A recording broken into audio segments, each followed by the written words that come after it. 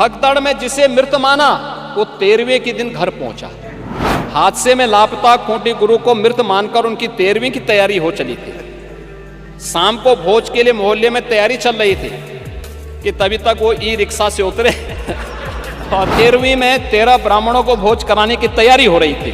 खूंटी गुरु e rickshaw से उतरे और उनको देखने के लिए पूरा आयोजन ही निरस्त करना पड़ा। फिर आप जैसे महापुरुष कुछ रहे होंगे वहां, कैमरा लेकर खड़े रहे होंगे देखने के लिए कि अब इसके बाद लोगों के कमेंट लेंगे, लोगों से बुलवाएंगे कि देखिए साहब सरकार कोई व्यवस्था नहीं कर पाई हो गया।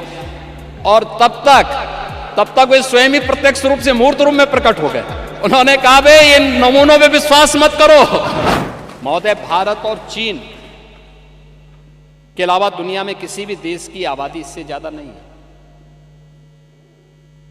यूरोपीय संघ की जो आबादी है वह कुल है 44 करोड़ 90 लाख। महाकुंभ में उससे भी ज्यादा लोग पहुंच चुके हैं।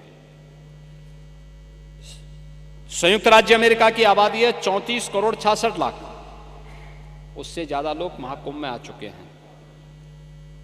पाकिस्तान, बांग्लादेश, इनकी टोटल आबादी को भी जोड़ देंगे, उससे भी ज्यादा हमारे महाकुंभ में लोग आ चुके हैं। अकेले प्रयागराज उसको अपने साथ जोड़ रहा है। और इसलिए मैं आज के इस अवसर पर अपने विपक्ष के मित्रों से कहना चाहूंगा, आप इसके लिए सदन में मुद्दा उठा सकते हैं, हमें कोई आपत्ति नहीं, हम रोक भी नहीं सकते, लेकिन शब्दों की मर्यादा का ध्यान जरूर रखें जब आप सोशल मीडिया में या मीडिया में कोई वक्तव्य देते हैं। दूसरा, जब आप कोई टिप्पणी करते हैं कि हजारों की संख्या में मौत हो गई, अलग अलग लोगों ने, समाजवादी पार्टी के नेता भी थे, कांग्रेस के नेता भी थे, जिन्होंने इस प्रकार के गैर जिम्मेदाराना बयान दिए। हमें उन तथ्यों को देखना चाहिए जो मैं कह रहा हूं कि डिजिटल कुंभ जिनको आप मृतक बता रहे हैं, जिसमें एक प्रयागराज के महोदय, एक प्रयागराज के ही सज्जन है, हम उनको भी दे रहा हूं, भगदड़ में जिसे मृत माना वो 13वें के दिन घर पहुंचा। ये प्रयागराज के हैं है ना। अब उसके बाद भी ये सज्जन आपके जीरो रोड के खूंटी गुरु के घर लौट आए। यानी ये मौनी अमावस्या के स्नान पर्व पर भगदड़ के बाद से लापता थे। हादसे में लापता खूंटी गुरु को मृत मानकर उनकी 13वीं की तैयारी हो चली थी। शाम को भोज के लिए मोहल्ले में तैयारी चल रही थी कि तभी तक वो ई रिक्शा से उतरे और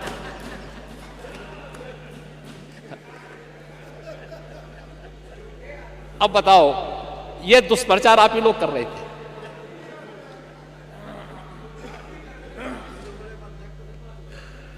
आप देखिए कि खूंटी गुरु कहीं दिनों से घर नहीं लौटे थे और 13वीं में 13 ब्राह्मणों को भोज कराने की तैयारी हो रही थी।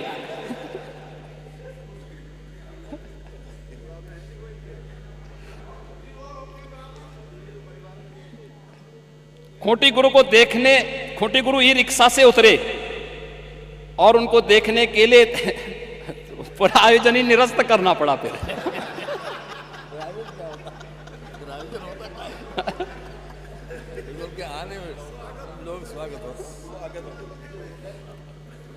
तो मैं आप सबसे कहना चाहूंगा, ये 20,000 लोग हैं तो नहीं भाई, अब वहां आप जैसे महापुरुष कुछ रहे होंगे वहां, कैमरा लेकर खड़े रहे होंगे देखने के लिए कि अब इसके बाद लोगों के कमेंट लेंगे, लोगों से बुलवाएंगे कि देखिए साहब सरकार कोई व्यवस्था नहीं कर पाई हो गया। और तब तक वे स्वयं ही प्रत्यक्ष रूप से मूर्त रूप में प्रकट हो गए। उन्होंने कहा बे ये नमूनों पे विश्वास मत करो, ये झूठ के सौदागर हैं। मैं तो अभी जीवित हूं, मैं तो ऐसे भंडारे का आनंद ले रहा था पूरे प्रयागराज। तो मैं इसीलिए कह रहा हूं पांडे जी, मैं इसीलिए कह रहा हूं महाकुंभ में कोई भूखा नहीं रह सकता। और हिंदुस्तान का पेट इतना बड़ा है हमारी तो परंपरा है। अब गुरुद्वारा में जाइए, किसी मठ में मंदिर में जाइए, लंगर फ्री में चलते हैं। कोई भी आएगा उसकी जाति नहीं पूछी जाती, पंथ नहीं पूछा जाता, क्षेत्र नहीं पूछा जाता, भाषा नहीं पूछा जाता। वो केवल इशारों से कर देगा। लोग सम्मानजनक ढंग से अतिथि मानकर उसका सम्मान करते हैं। ये भारत है। मान पूर्णा की हम पूजा करते हैं। आप क्यों भारत को बदनाम कर रहे हैं? मुझे अफसोस होता है, आप भाजपा से लड़ते लड़ते भारत से लड़ने लगते हैं। मैं एक वक्तव्य आपका दिखा रहा हूं, आपके समाजवादी पार्टी के अध्यक्ष का वक्तव्य है, और वो वक्तव्य है बहुत दुर्भाग्यपूर्ण वक्तव्य है। ये वक्तव्य है श्री अखिलेश यादव का। महोदय, उन्होंने कहा है कि हमारा देश कभी विकसित भारत नहीं बन सकता। ये देखो ना,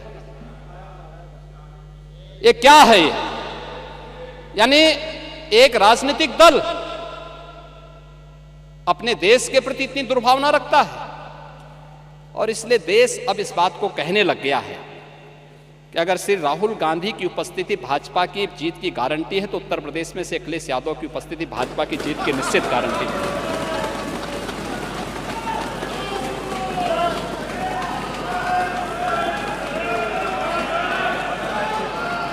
और ये गारंटी उपचुनाव ने दे दिया है।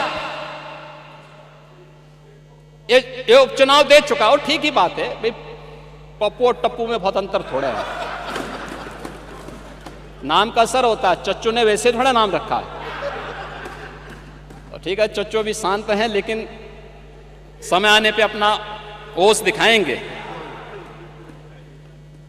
महोदय, मैं विनम्रता से कहूंगा कि महाकुंभ पे राजनीति न करें, अपनी बात को रखें शालीनता के साथ, मर्यादा के साथ।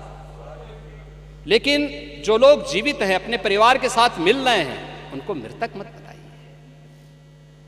और पांडे जी, आप तो इतने बुजुर्ग हैं, इतने वरिष्ठ हैं। हमारे यहाँ तीर्थ यात्राएं होती थी, लोग जाते थे, बड़े श्रद्धा के साथ जाते थे। हमारी आस्था है, कैसे आप इसको रोक सकते हैं? लेकिन उनको बदनाम मत करिए, उनकी श्रद्धा के साथ खिलवाड़ मत करिए। मैं तो तेलंगाना का भी उदाहरण आपको दे दिया, उत्तर प्रदेश का मैंने दिया, गोरखपुर का मैंने दिया, प्रयागराज का मैंने दिया। और जो लोग प्रयागराज में भगदड़ के शिकार हुए हैं या फिर विभिन्न रोड एक्सीडेंट के शिकार हुए हैं, सरकार की पूरी संवेदना है, सरकार उनके साथ खड़ी होगी। और इन सभी घटनाओं की जांच करने के लिए इसीलिए सरकार ने एक जुडिशियल कमीशन का गठन भी किया है। जुडिशियल कमीशन अपना काम कर रहा है, तथ्य भी मांगेगा, जानकारी भी मांगेगा, हर एक स्तर की जानकारी लेगा। और मैं इस सदन को इस बात के लिए आश्वस्त करना चाहूंगा, इस बात के लिए आश्वस्त करूंगा कि प्रयागराज भगदड़ का कोई गुनाहगार होगा तो बख्शा भी नहीं जाएगा।